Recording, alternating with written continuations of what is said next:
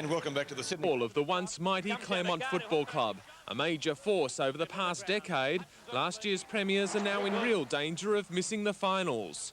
Officials admitting the loss of 10 players to the AFL draft at the start of the year and 2 more since has cut deep into their playing stocks. Maybe we didn't realise as I said, the depth of the devastation. I mean, losing Dale Kickett mid-year has been, a real big thing for us to replace, and Jeff Miles as well, who's gone to Geelong.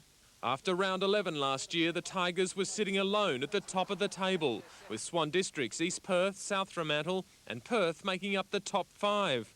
Compare that with the ladder after round 11 this year, and you'll find Claremont languishing near the bottom, just ahead of West Perth on percentage. At the top are the 2 Fremantle teams, followed by Swan Districts, Subiaco and East Perth. Are you expecting another 10 players to be drafted next year?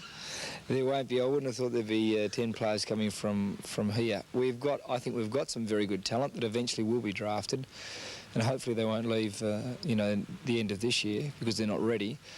But it would be interesting to see where the players do come from, whether they, there's such a big exodus from South Australia as they're talking about, whether we lose players from here to South Australia where they've got a higher salary cap.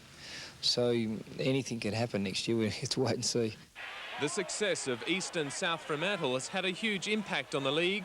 When the sides met in the Foundation Day derby 3 weeks ago, some 18,000 fans turned up, the biggest crowd for years. It helped fuel more talk of a second AFL team for WA to be based in Fremantle.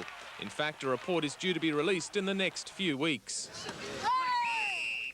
And that's how long former Eagle Peter Malesso hopes it will take before he's playing with the seniors at East Perth. 18 months after a successful battle against cancer, he was back with the reserves. I was a bit nervous last night, actually, and a little bit nervy when I got here this morning and sat on the bench for the first half, so that sort of prolonged it a bit. He lined up at full forward for the East Perth reserves and did okay.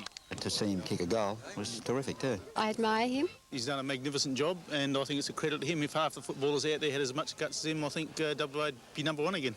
He wasn't afraid to get amongst the tough stuff, and despite his team being well beaten, Peter walked off to a standing ovation. All the support I've had has been great, and for that to happen, it was, I was wrapped. Yes, Peter Malesso, of course.